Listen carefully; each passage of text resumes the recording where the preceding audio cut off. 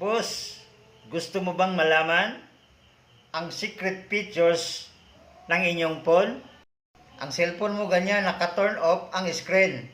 Pag inaangat mo siya, ay automatic siyang mag-on screen.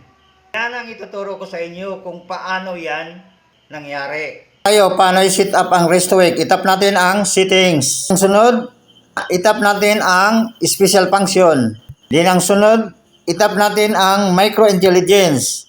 Itap natin ang left to wake at i-turn on natin ito. Yan, automatic na siyang naka-turn on. Pag hindi pa naka-on sa inyo, ay kailangan nyo i-turn on. Pag naka-off, ay i-turn on nyo para automatic na siyang when the screen is off, take up the device can quickly wake up the screen. Yan ang function ng left to wake.